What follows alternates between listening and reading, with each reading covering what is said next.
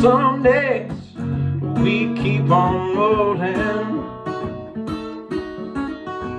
and some days we wanna fold in, and you wanna cash out, and you wanna double down. Real talk, real numbers, real life.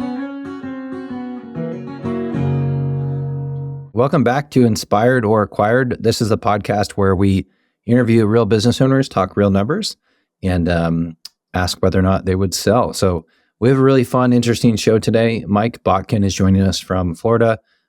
You'll hear more, but Mike has a really impressive track record growing and acquiring companies and exiting, and we'll hear more about what he's doing now with Portrait and the investment group that he's part of now. So as always, I'm joined by my co-host, Clint Fiore, business broker out of Texas.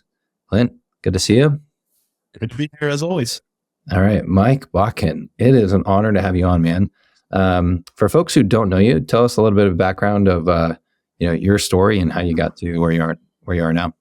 Yeah, no, I appreciate it, and I want to tell you guys thanks for what you guys do and what you guys do in the community. And I listen to almost every episode. There's one or two that I've missed, but it's awesome what you guys are doing, and I thoroughly enjoy it. And I don't listen to as many podcasts as I used to, and your guys is one of the podcasts I do listen to. And they're super cool to hear what you guys are doing. So Thank you. I appreciate what you guys do for the community.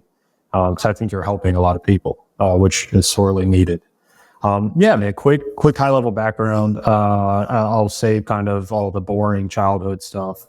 I was a COO of effectively a real estate private equity company. We were largely in the site development kind of side of real estate.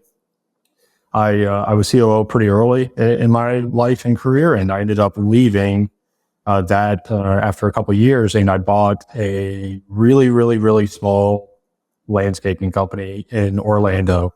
It was doing about $780,000 of sales. And I thought that was the biggest thing ever, even though I was coming from a company where we were doing 100 million a year, just in total kind of development and all of that. But I was like, this is so cool. I get to own a local business, and like, this is amazing. I think it's important to talk about mind frame. Like, SMB Twitter wasn't cool yet. There was no SMB Twitter. Like, I was hanging out with the real estate guys on Twitter, and shout out to Moses. And I didn't know anything. There was no education on the space, right? Like, people wasn't talking about acquisitions and buying small businesses and what to look for. And quite frankly, if I would have known what I know now, I never would have bought that business, Right. Because of so many things that transpire when you buy a small business, right? Like, I thought it was going to be an easy street, and it wasn't. But I'll fast forward a little bit. But throughout the journey, we ended up buying 6 other landscaping businesses throughout Orlando and Atlanta. We did that within 23 months, and we ended up selling to a Twitter guy as well. Thomas Ince and his firm and his platform, United Land Services, September 29th of last year. So almost a year now. That's pretty amazing. Are you able to share what the top line revenue was by the time you sold? I'm not. Okay. So It grew 700,000 exponentially. Every deal we did was bigger than the last.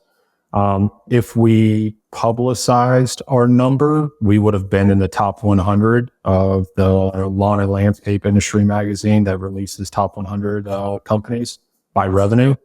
We would have been in that, and we ran on exceptionally higher EBITDA margin than what is industry standard. Exceptionally higher. That is awesome. We'll unpack that a little bit. So, pretty amazing to go from 700,000 in revenue to top 100 in the country and do 6 more acquisitions. And then I'll tell you this, I have a screenshot from, if this gives you any indication, the first $100,000 month that I did, the first $100,000 week that we did, and then the first $100,000 day we did. And then I have a screenshot image of the first $1 million month, $1 million week. And there was a day we did $1 million. So just to kind of put it in perspective of like where things transpired from. That's some amazing scale. So Clint, I'll give you a couple questions here, but I'm dying to know, how did you have better EBITDA margins? Did you have branding power, or you were like So route density, or like how'd you do that? Yeah, it's important to know the first business I bought, which is not unlike any others, right? Like I didn't even know how to turn on a lawnmower. Like I bought a landscaping business because I wanted to own a business, and it was literally the first one I found. It was on LoopNet actually, and it was 10 minutes from my office. And I knew the broker because at my old firm, we bought a property management business from him. So I just called him up and I'm like, hey man, what's the deal here? And I got it for a stupid price, everything about it was just so, small business, right? It was a mix. Every customer was their customer, meaning if you owned a gas station, you were their customer. If you owned a 800 square foot house, you were their customer. If you owned an 8,000 square foot house, you were their customer. It was just we'll take anyone through the door. Then we went out and bought the largest residential maintenance company in Orlando. They were doing 1,200 units. It was all in a community called Celebration. Very high-end homes, very high-end clientele, ones you got to really cater to. And over the next couple of months, we transformed the business into 100% commercial. So by the time we sold, we had 0 residential houses and we're 100% commercial. I gave away, literally just stopped servicing customers that were producing about $4 million of revenue. Just stop servicing them. Sent in notes and said, in 90 days, we're not going to be your provider anymore. But to answer your question, we really knew who our customer profile was. And it took time to develop this a little bit, as much as 2 years sounds. We had 22 data points on customers, whether it be top line revenue, whether it be gross margin, whether it be number of touch points, whether it be additional sales from the customer. I mean, so many of these things that matter to us. And what we did was we were kicking out, for lack of a better term, the bottom 10% of customers every quarter. So if you weren't reaching our top tier clients, then you were getting kicked out. And what I mean by that is, in a short kind of summary, is we knew exactly the customer we wanted to service, why we wanted to service them, and we did every single thing we could to service them. And to get them to be our client. We went from servicing anyone and everyone. If you had a patch of grass, I wanted to service you, to we were turning down opportunities at hundreds and hundreds of thousands of dollars of contracts because they didn't fit our style and fit our profile. So know your customer. Yeah. And that generated a lot of profitability, but we did a lot of other things. Like we had fuel tanks on site to remove the gas station stuff. We really understood labor and our job costing and density. We did something so the company that bought us it's publicly knowledge. How do I mind sharing it? They do about $275 million a year annual revenue. Wow. And one of the things they took from us that they implemented company wide is we were doing jobs. We were doing properties that were 5-day-a-week jobs with 5 to 10 people at the job site every single day. What every landscaping company does is you meet at the shop, grab some coffee, grab some snacks, BS around, take your time, whatever, do all the normal stuff. You load the equipment, you load up in the truck, you BS in the truck a little bit, you drive down the road and you go to the job site, you park the truck, you get out, you BS around, you look at the birds, you look at the trees, you unload the equipment, and then you service, right? That's exactly what this business is. What we did is on all those sites that were 5-day sites, we made deals with the properties of putting Connex boxes and storage units and fencing at their sites and vacant land, and made the guys report directly to the job site.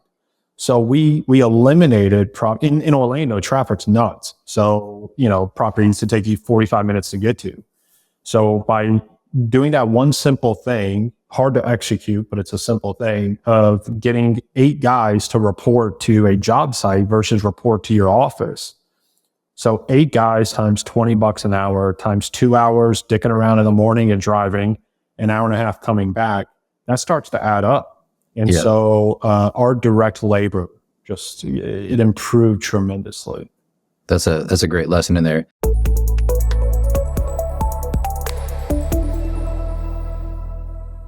Hey guys, wanted to take a quick break from the show just to tell you about our companies for a second.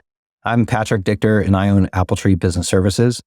We do quality accounting and tax nationwide. So if you're running a business or looking to buy a business, we'd love to help you out with accounting and tax services. You can find us at appletreebusiness.com. And Clint, tell us about Bison Business. Yeah, Bison Business is my firm. We do nationwide M&A. So we help people buy and sell companies. Most of our customers have companies in the 1 to 20 million revenue range, profitable businesses. So if you've got one and you're ready to get acquired, you can reach out to us at bisonbusiness.com for a complimentary valuation. And we can get you to market and get you sold. If you're a listener that's a buyer that wants to buy a company that size, make sure you're on our email list because we'll send you out deals first before they hit the market anywhere else. But we'd love to serve you anytime you're thinking of acquiring or selling your business. We want to be your first stop at Bison Business. Awesome. Now back to the show. And so you dialed in the customer and dialed in the labor. The additional 6 acquisitions that you did, or did you know by then, like, okay, who your customer persona was, and like did some of those 6 match that? Or no, I learned over time via the acquisition. So we changed the profile of who we were buying. The first 2 businesses that I bought, they had older owners, and just Clint, your traditional kind of small town owner, wants to close and get out of the business, has neglected things in the business, and just wasn't a great partnership. I was buying their job effectively. And we shifted the model to only buying businesses where the owners stayed involved and were staying in the business and working with us. So one, that was a huge transformation because I think businesses are mirrors of people. And when the owner walks out, you don't know that they brought Dunkin' Donuts on Thursday, and that's why that crew leader loves them so much. Or you don't know that they remembered everyone's birthday and gave them, the wife made them cupcakes. Whatever the little thing is that you don't know that they do matters to some people. And I think, people buy businesses and they wonder why the culture changed. Well, it's because the leadership changed. And for us, we wanted to protect against that. And we went and bought businesses that had owners that wanted to stay in the business and keep going and become part of our leadership team and, merge into our culture. So we shifted that model. By doing that, what that enabled us to do was to gather a ton of talent. I like to tell people I was in the talent acquisition game. I wasn't buying businesses, I was buying talent.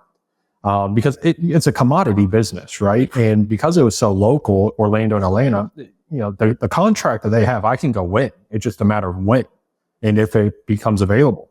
So I was buying the leadership of those businesses, and sometimes they had specific attributes, whether it be construction or irrigation or whatever, and putting that kind of talent into our business, and it really elevated us. And it was the number one reason why we grew so much. We grew as much organically as we did inorganically.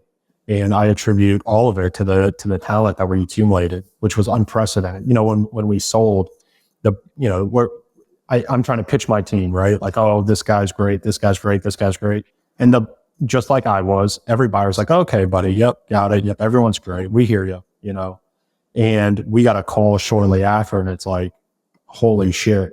We didn't know how good these dudes were. Like the guys that were on my leadership team, we sold into a $275 million revenue business. And within 6 months, all 3 of them are now VPs at that business. Wow. And that's I hope it's a testament to those guys and what we were able to do. All right. I'm hogging the questions, but I got one more. In my mind, I feel like most people who buy a small business, the owner should leave within like 6 to 12 months, just because there's too many cooks in the kitchen. So like, how do you get 6 stubborn small business owners to buy into the vision? And then like, what did their roles become? Were they like branch managers or? Yeah, Clint, I'm sorry to say this, but don't buy from people that are trying to sell their business. Buy from guys that like 0 of our deals outside of the first one was on market. Every single one was off market. And that was me noticing talent, noticing business, noticing the quality and the brand and the people and going after them, and also being vouched for by the previous guys we bought. The only one that wasn't vouched for was one that I met on Twitter, Adrian Pinto, that we acquired in Atlanta. And I got to know him for a year and a half before we bought him. Pitching them on this, like this is forward to me because I do sell businesses from people that want to, the main reason people I sell is because they want to be done with it. And you're like, work for you. Why would I even sell? I could just work for myself and make more money. That would be the comeback of most of the sellers I work with. So are you pitching them on, let's just get some chips off the table and then give you upside in this bigger thing? Or like, how are they, what's your core pitch that these guys are buying? Well, I can't give you all my secrets. Or it's either I have secrets or I'm paying way too much. One of the two. Mills Snell has a great saying, which you guys kind of have on the pod, but his saying is all fools ain't dead. And sometimes I'm the fool. But no, I'm kidding. But to answer your question, I think this about every business owner. Very rarely do you meet someone, especially in the trades or home services, that got into the business to do payroll or to do accounting or to do, whatever, handle vehicle repair, whatever bullshit that goes on in these businesses. I haven't met one guy that's like, why I got into landscaping to handle insurance. They're in it because they're trades guys. They're in it because they have a special skill. They're in it because they love it. And we were going after a younger business owner, right? 40s. Adrian was in his 30s, but generally 40s. Guys that have been doing it for 15, or so years. They've made a couple bucks. They've proven they've built their business. But making an extra $2 or $3 million a year top line to them costs them too much personally, whether it's time away from family or whatever. And think about where they're at age-wise and family. They're 40. One of the guys we bought him a senior in high school, and his kid played sports. And he's like, dude, I would love to just kind of check out at 5 o'clock and go watch my kids play sports at night.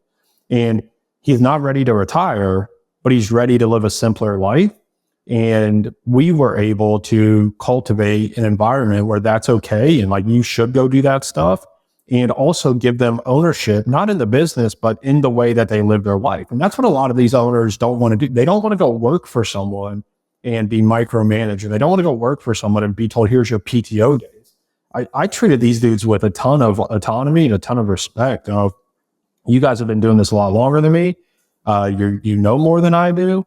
I just so happen to be the fool to pay someone some more money than another person. And let's just get on this train together, and treated them with a ton of respect and a ton of admiration, and respected the shit out of what they built. And I think that resonated with the right people. As well as, when you're looking at, you're 40 years old or 45 years old, and the opportunity comes to sell your business, take a lot of chips off the table, keep doing what you're doing and work with a group that is exploding. It's pretty attractive.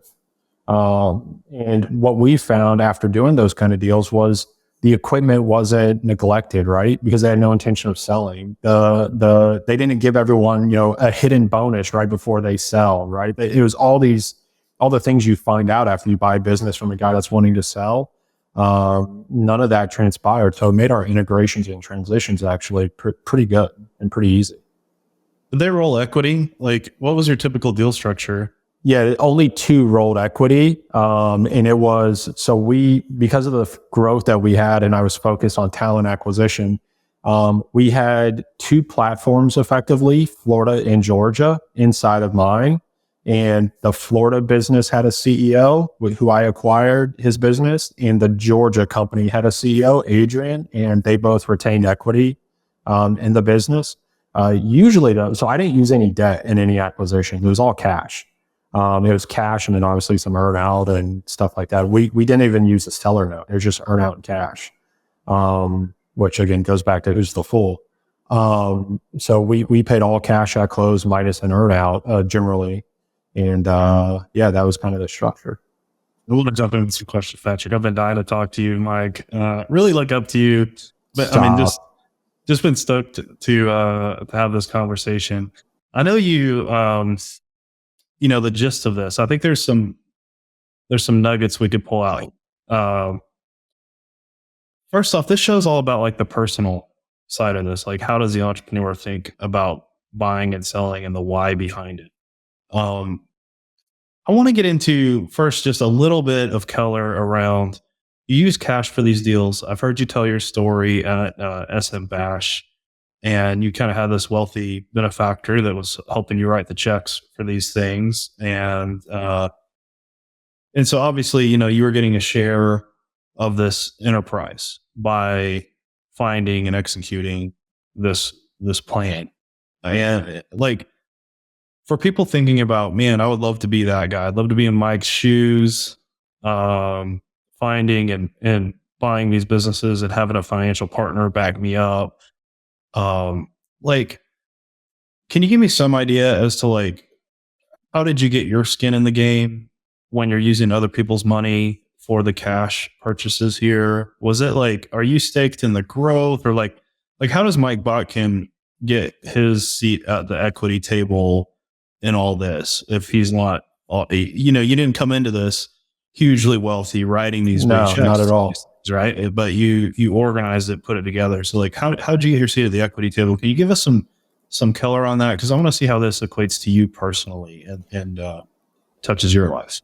Yeah, no, I appreciate the question. And Clay, I'm an enormous fan of yours, and I joke about brokers and stuff, and I tease you because I enjoy you and I like you. And I don't know if many people, you finally started sharing this, but your brother's like the most famous like plant guy in the world, and you just started sharing who your brother was. I got him on Twitter. I know. I'm a huge fan, man. Huge fan. So I feel like we're kin at some level. We're both kind of in the landscaping industry. Yeah. So I actually got asked this question the other day by someone like, oh, I'm getting a capital partner. How do I retain control? Right. And the short answer is he who has the money controls the outcome in a lot of respects. Right. And I set up mechanism. I know what you're asking because you're going to try to walk back into it, and I'll answer your question. But there's mechanisms you set up where you can kind of keep control on your side, even when you're not the one putting in all the money. And listen, we invested millions and millions and millions and millions and millions of dollars. I grew up homeless a lot of years, or I shouldn't say a lot of years, some years in my life, and we moved 13 times. And like, guys, I came from the wrong side of the tracks. Like I was not wealthy. I did not have money. My mom thought I hit the lottery when I became a teacher and had insurance, right? Like that's how I grew up. So it was not my money. And I understand the responsibility with that. I have respect for it. I treated it like it was my own. And I was given the ability to kind of make final calls on what to do with the money. And I was entrusted. And a lot of that came from the partnership that I created and fostered with that group. It was one group, I'll call it. It was one company that backed it. So it wasn't a fund of 500 people, or it wasn't a group of individuals. It was one company, and they're publicly traded. So like there's a lot of compliance aspects with that. But to answer your question, so my stake in the business came just via trusted partnership when we had nothing. The business was tiny. We were doing $1 million or so, and they wanted to take a bet, and we built a relationship, and they believed in the thesis and in the vision. And thankfully, out of the kindness of their heart, or maybe they were the fool in that one, they gave me a nice chunk of the equity. And then the capital I had from the original business merged into, rolled into kind of our platform. And that gave me the equity that helped. But it was honestly like there were days where I'm like, this ain't enough. Like, I'm busting my balls here. This is crazy. And then there's days where it's like, holy cow, like, I'm so blessed that these dudes, trusted me with all of this. And like everyone loves the end of the story, right? Like we sold and blah, blah, blah. But, and I was telling the same person the other day, man, like the first little bit of owning that, the first business, man, like I didn't know if we were going to make it some days. Like I was pulling every dollar out of my savings and credit cards I could to make payroll. And every truck broke down every other day. And, it was a bear. It was an absolute bear. And we just, got completely lucky. A big customer gave us a job. It took us to another level, and then another one. It just happened. And a capital provider wanted to get in the space and wanted to take a bet on something and help grow. And we were aligned on every single front. And They committed with capital and committed with giving me equity. Cool. And did the organic growth help your? I was trying to get a little more specific as much as you can share. Yeah, no, I had no, there's, this is pretty common, especially the independent sponsor phase, which again, you got to remember, like, I didn't know any of this stuff, right? Like, there was none of this. But a lot of independent sponsors have, it's called MOIC jumps, right? Like, the more money you return, the more equity you get. I didn't. I sacrificed that for higher upfront equity. And so depending based on our returns and stuff, my equity probably would have washed out anyway. I would have went that way. But early, because we were so small and it was so dependent on me, I think they were kind of like, oh, whatever, we'll give them this. And it kind of lucked out for me in the end because I was a fool and didn't ask for, MOIC hurdles and all that. And, yeah, so kind of I lucked into that. I've raised money a couple of times, and I've had people, that I've learned the golden rule. Who has the gold makes the rules, like you're saying. And the two different ways I've seen it done is the investor's money that was writing the big checks. It was either treated as debt or it was treated as preferred, where it was kind of like they were first money. They were first money out, and so like as long as you win, they get all their money back plus interest, and then they have equity as well, but you can have a pretty good chunk of equity if you give them first priority, one way or the other. And then as long as you grow and you win, you have this phenomenal organic growth that equaled the acquisitive growth. And, For sure.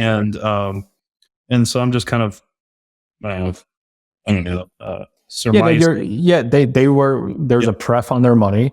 Yeah. And we used equity because we used all equity.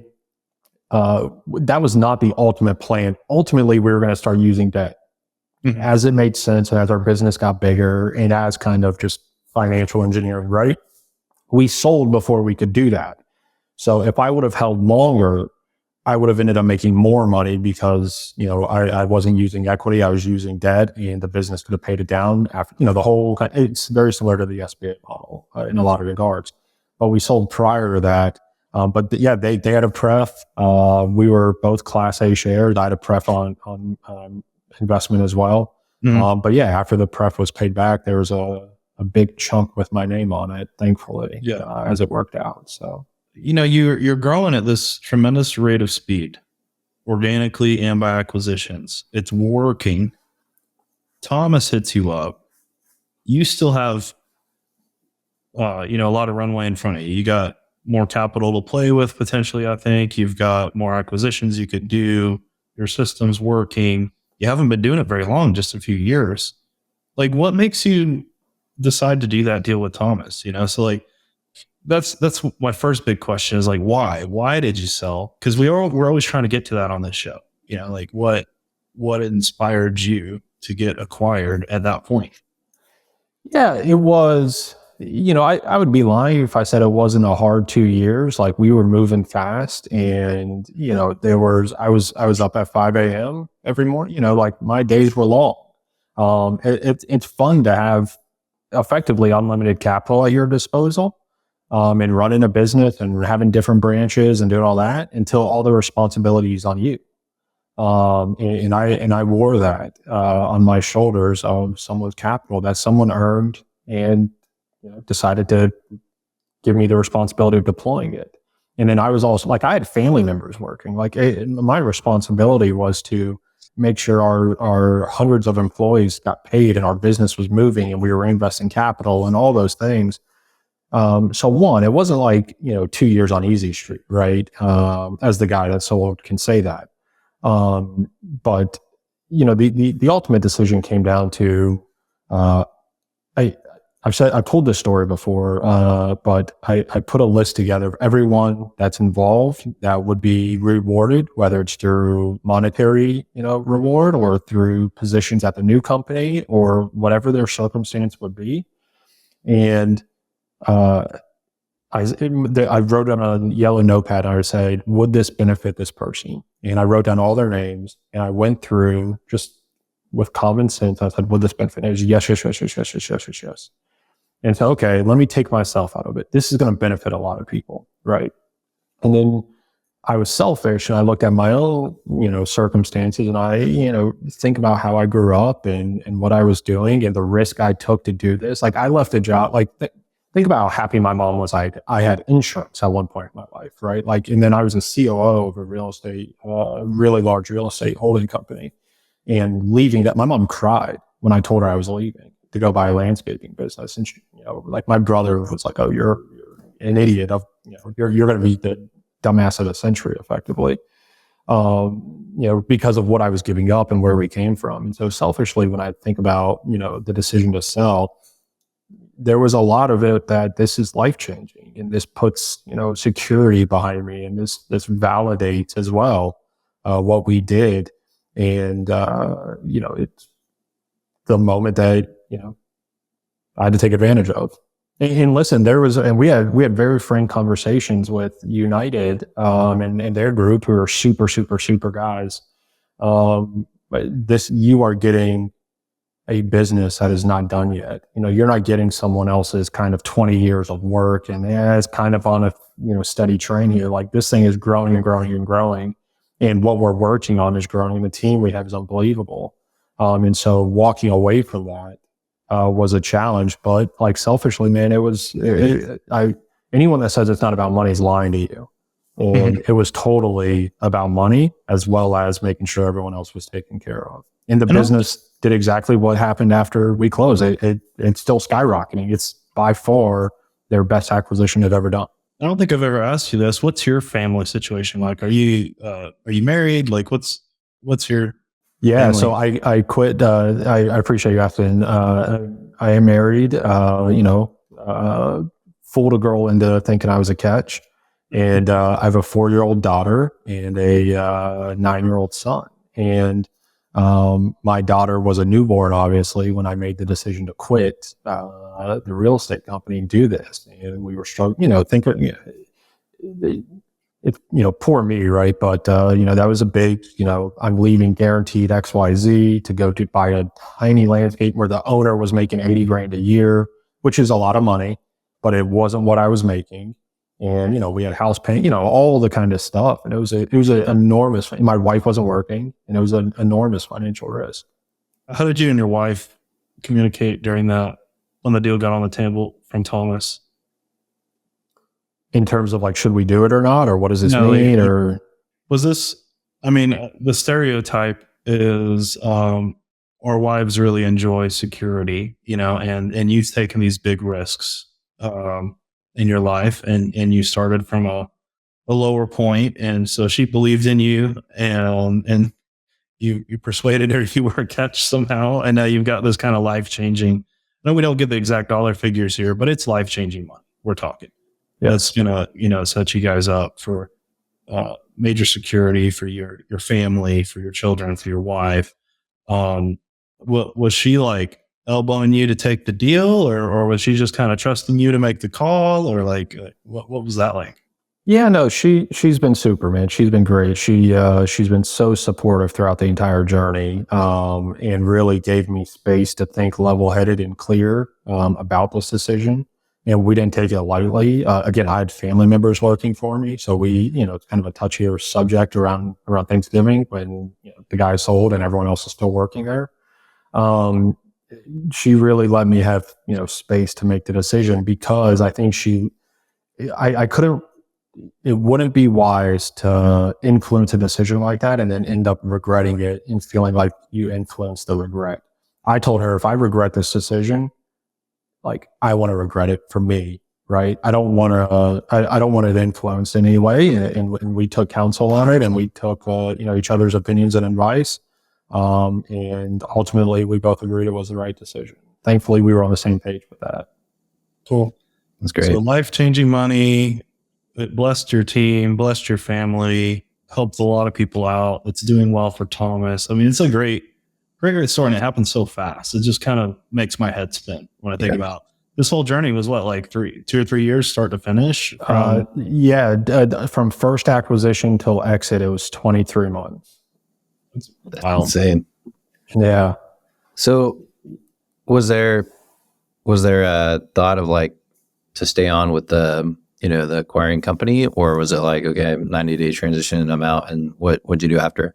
Yeah, no, there wasn't much discussion around it because I was very clear from the beginning. Like, we have a great team. Like, we had CEOs in place. And what I was doing for the business was really what Thomas's team was doing for their business. And so, it was duplicative roles. And I wasn't, as much as I talked about the sellers that we acquired, like, I was not going to sell and then stay heavily involved. Not because of anything with United or the company I had, but just I am as much as autonomy as I discuss about giving people, I am a tinkerer. I like to tweak things. I like to try things. And if it wasn't my fingerprints on it, I was not going to be happy. And so the discussion very early was that I would exit. So the day of closing, like, we closed on a Friday afternoon. Monday, I didn't go to the office anymore. So it was like a very clear break.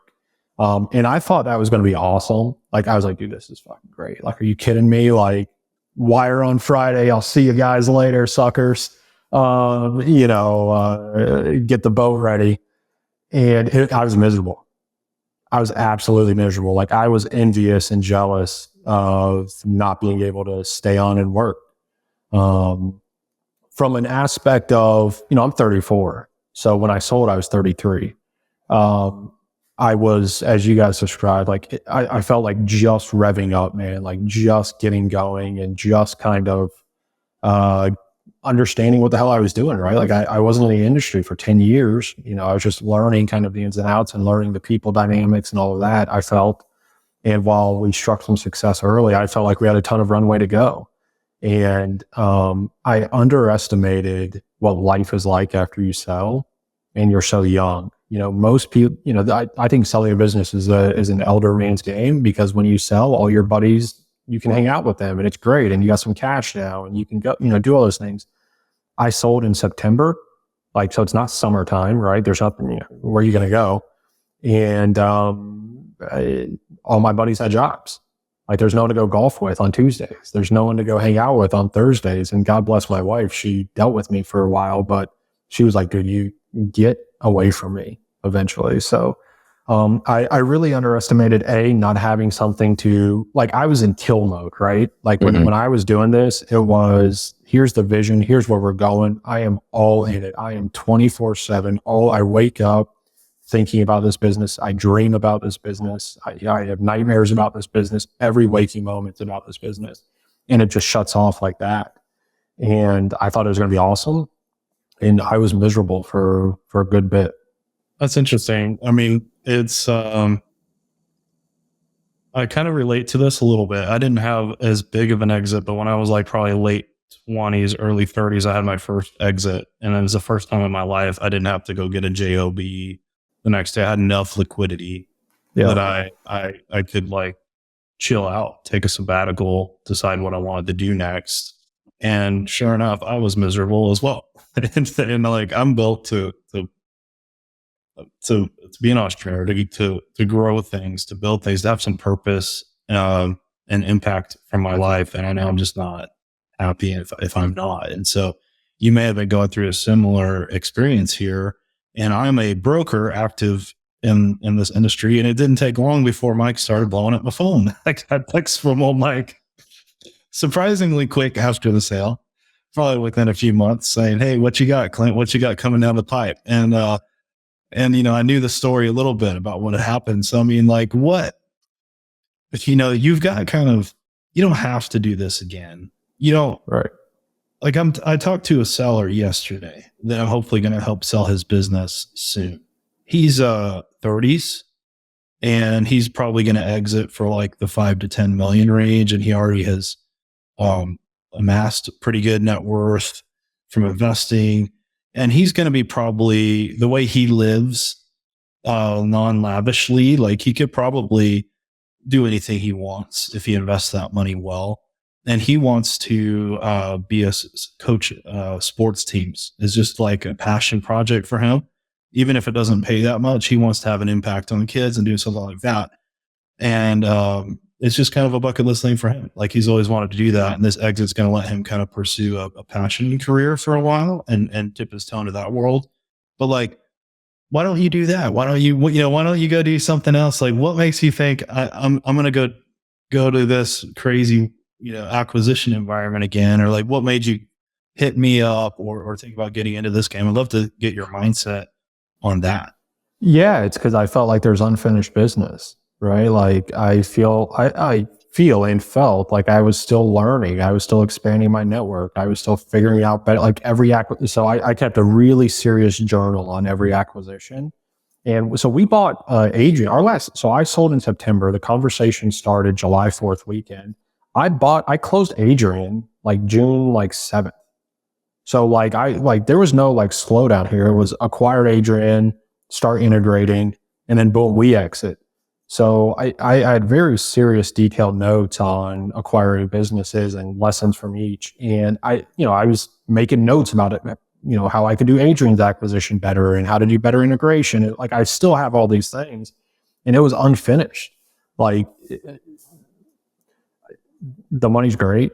I wouldn't trade it, obviously. I'm not giving it back. That's for damn sure. But the passion isn't, the passion of me was the journey. And this sounds corny, right? Like everyone always says this, but I enjoyed the work, and that was passion for me. And the benefit now is I'm not doing it to put my daughter through college anymore, or just make sure I don't have a job from someone else, or to buy a little bit bigger house. We're good. So this is truly what I want to do in a passion. And the best part is I can tell people no and not lose sleep, right? I can pick my partners extremely carefully. I can be very selective on those things. I can be very selective on what business to buy, because I don't really need to do it, quite frankly. So being able to say no is a huge unlock for me. But yeah, man, to answer your question, I really do enjoy this. I really do enjoy meeting new people, learning new industries, developing deeper relationships within the industry, like you guys. And I couldn't imagine doing anything else. I really couldn't. That's what great. is Round 2 all about? Yeah, you got to tell us what you're doing now for people that don't know. Yeah, so I want to hear that. And I want you to answer that. And I also don't want you to think about let's pretend you're 44. Let's put you 10 years into the future. And we hadn't talked to you in a decade. And you say, hey guys, I just had the most amazing 10 years ever. And what is it? Is it a financial thing, or is it what's the thing that makes you excited about round 2 now that you've you're somewhat set up financially from round 1?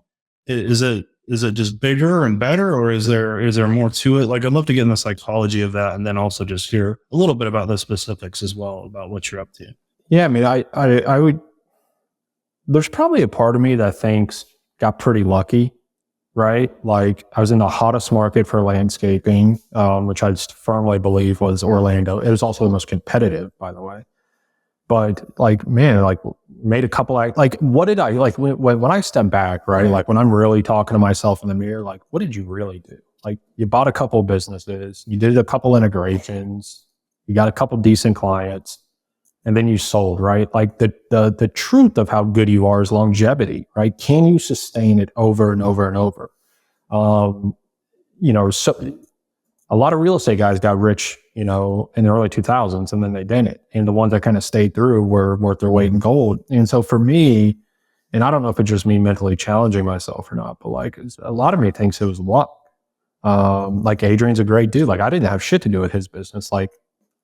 We bought him and it was great. So proving it, right? If I can prove it again and do it again, that's pretty cool. That's a good story. Proving it to yourself, the world, I think so, man. If you're, and again, this is going to be corny thing, but if you're doing it for other people, that's where I think you're wrong. That's where I think you're fighting the wrong battle. I guess, yeah. I mean, proving it to myself, right? I don't know. I don't know, but I still have that urgency and that chip, and that I didn't make it yet. And it's hard to say that because of what transpired, but I want to remove all doubt that it was luck and really see if I can do it. Mhm. And I think also, like, again, like I had fun doing it and it's a passion. And so I took some time off and I joined Portrait Capital with Tim Ludwig and Justin Burris, who are just two of the best dudes on the planet Earth. I was very selective. Yeah.